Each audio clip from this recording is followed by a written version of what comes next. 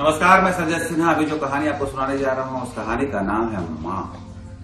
मुझे लगता नहीं कि जब मैंने कहानी का नाम आपको बता दिया तो इससे आगे किसी तरह की कोई बात और कहने की मुझे जरूरत है, पर मुझे एक प्रसंग याद आ रहा है, एक घटना याद आ रही है।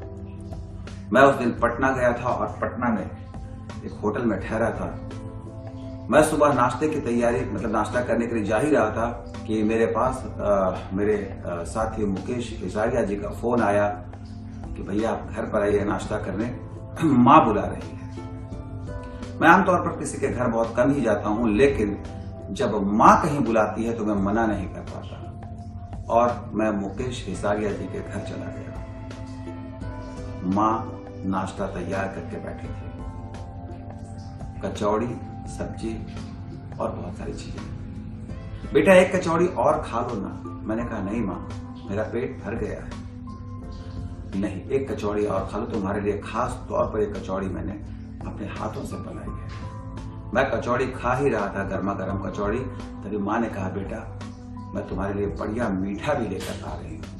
मैं बहुत उलझन में था कि कितना खाऊंगा, लेकिन माँ का बनाया था तो मैं मना नहीं कर पाया और मेरे लिए तो बहुत बड़ी नेमत होती है कि माँ के हाथों का कुछ भी मिल जाए। मैंने कहा शुक्रिया माँ, पेट बहुत भर गया है, मैंने सुबह सुबह ही आज बहुत खा लिया है। माँ ने मुस्कुराते हुए कहा कि माँ भी कहते हैं और शुक्रिया भी, ऐसा थोड़ी ना होता है। जी हाँ, 4 साल पुरानी ये बात है और उस बातचीत को मैंने जस का तस आपके सामने उकेर दिया है। तो उस दिन सुबह सुबह मैं माँ के घर पर था। मैं चाहता तो आपसे कह सकता था कि मैं मुकेश हिसारिया के घर गया था, लेकिन मैंने आपसे ऐसा नहीं कहा है। मैं जानता हूं कि जब तक माँ होती है बेटा माँ के घर में होता है। अब कभी पटना जाऊंगा तो मैं कह सकता हूं कि मैं मुकेश हिसारिया के घर जा रहा हूं। क्यों?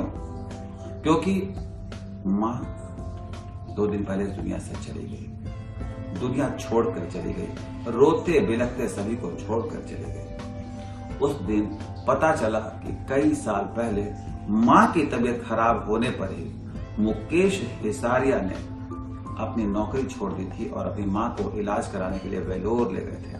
तब पटना में उनकी बीमारी का इलाज नहीं हो पा रहा था। वेलोर में लंबे समय तक इलाज के दौरान मुकेश जी को पता चला कि मरीजों को ऑपरेशन में सबसे अधिक मुश्किल खून की कमी की होती है, खून नहीं मिलने की आती है, मतलब ब्लड डोनर नहीं मिलते हैं। कई मरीज खून नहीं मिलने के कारण दम तोड़ देते हैं।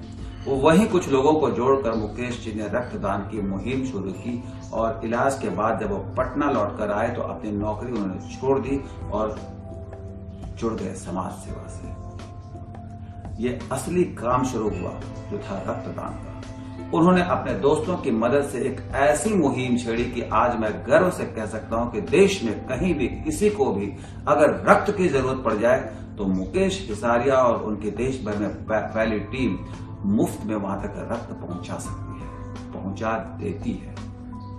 मैंने कई लोगों को मुकेश हिसारिया के इस पहल के बारे में बताया है। मैं उनके बहुत से सामाजिक गतिविधियों के बारे में आज नहीं बता रहा, चर्चा नहीं कर रहा। जैसे वो और उनकी टीम हर साल बहुत से गरीब लोगों को, गरीब जोड़ों को सामूहिक विवाह जैसे पुनीत कार्य से जोड़ती है। अपने खर्चे पर ये सारा कुछ करते हैं वो लोग। और पटना में किसी लावारिस की मृत्यु पर मुकेश की टीम अंतिम संस्कार की सेवा से जुड़ जाती है और ये सब वो लोग करते हैं अपने पैसों से, अपने लोगों की मदद से। किसी से कोई बाहरी मदद वो लोग नहीं लेते और सरकार से भी कोई मदद नहीं लेते। खैर, आज उस कहानी में जाऊंगा तो कहानी बहुत लंबी हो जाएगी। अभी तो इतना ही कहना है कि मुकेश हिसारिया की माँ का निधन हो गया, वो इस दुनिया से चली गई। मुझे लग रहा है कि मेरी माँ फिर चलेगी। मैं बार बार मुकेश हिसारिया की माँ कह रहा हूं, पर असल में माँ किसी एक की नहीं होती, माँ बस माँ होती है। मुझे लगता है कि मनुष्य के सभी गुणों में माँ होना सबसे बड़ा गुण होता है।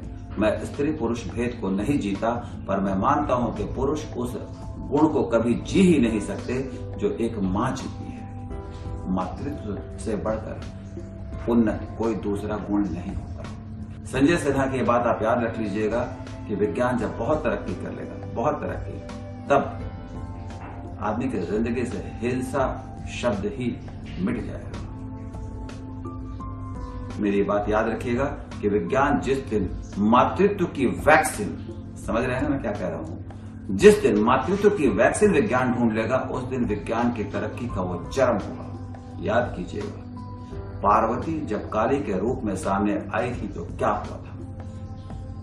काली के क्रोध के आगे देवता भी कांप उठे। तब उन्होंने शिव जी से यही कहा था कि आप उनके पुत्र बन जाइए, अपनी पत्नी के पुत्र। क्रोध को मिटाया ही तब जा सकता है जब मातृत्व जागृत हो। शिव बटुक रूप में काली के सामने गए थे,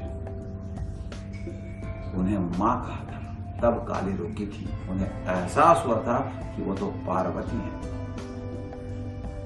इस संसार से जब किसी की भी मां चली जाती है तो यही लगता है कि मां चली गई, पर मैं कहता हूं मां कहीं जाती नहीं, अपने बच्चों के आस पास रहती है। जैसे मेरी मां 40 साल बाद भी हमेशा मेरे साथ रहती है। तो अब आपको ले चलता हूं संदेशों के संसार में, देखने के लिए कि लोग क्या कह रहे हैं मेरी कहानियों के बारे में। की कहानियाँ बहुत अच्छी होती है। मैं और मेरे डैड हम दोनों एक साथ बैठकर आपकी कहानियाँ देखते हैं। हमें आपकी कहानियाँ बहुत पसंद आती है। मैं उम्मीद करती हूँ कि आप आगे भी ऐसी कहानियाँ लाते रहेंगे और हमें प्रेरित करते रहेंगे। संजय जी, मैं आपकी कहानी बहुत शौक से सुनती हूँ।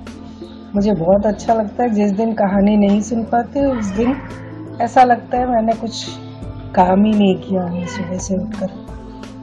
मुझे बहुत अच्छा लगता है, बहुत प्रेरणा मिलती है। मेरे पति, मेरे बच्चे सभी सुनते हैं आपकी कहानियाँ।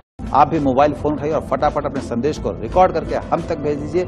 संदेश में आपको कुछ करना नहीं है, मोबाइल फोन से शूट करना है और इस नंबर पर भेजना है। नंबर है 8383000269।